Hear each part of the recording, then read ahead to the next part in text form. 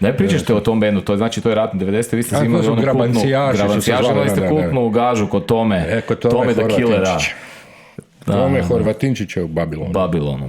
Kao šta mi, ja mogu misliti da mi kreneš samo anegdotama o tamo pričati, da ne bi završili. Pa da, mogu bi cijelu noć pričati. Ali daj nešto najsočnije čeg se sjećaš. Nešto čeg se sjećaš, što ti prvo padne na pamet, ljudima će to biti gospodin ili? Može, fini gospodin. Daj, podsjeti me, priči si mi, to vam isparilo. Ovaj čovjek koji je dolazio redovito na večeru tamo u Babilon, uvijek je bio sam za stolom, uvijek bi nas zvao za stol tamburašem i bi došli k njemu, tražio jednu domoljubnu pjesmu i jednu pjesmu po našem vlastitom izboru. To je bio njegov kuć. I mi smo to odsvirali, on bi nama svaki put dao 100 maraka. Hvala, dečki.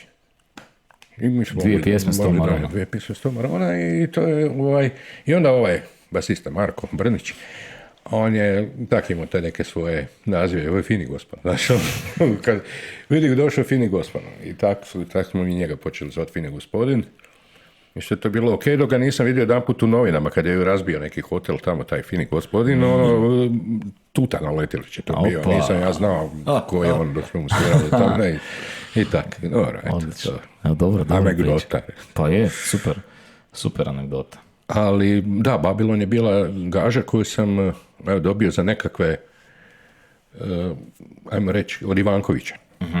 Sam je dobio za nekakve, kao poravnanje dugova nekih iz koje kakve, ne financijskih, nego... Znači, niste mu samo vi panovci dužni, si primijetio to, nego i Dukati su mu dužni. Razne usluge su bile tu s moje strane, počeš i tog uzaludnog snimanja erotskog albuma u Rijeci, i svašta bilo.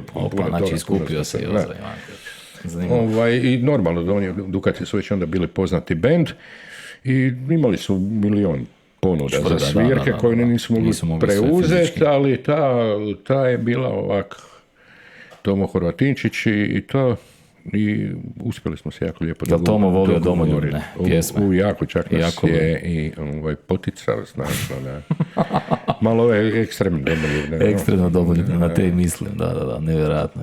Isto fini gospodin. Da. Nećemo, pa nisu slučajno ostala fina gospoda dolazila u njegov restoran, prvo, poslije to postao hotel. Na otvorenju hotela sam isto svi kao redovni bend, njegov onaj kućni, ali odlično. Tu mi je Đuka Čajić bio jedan doživljaj.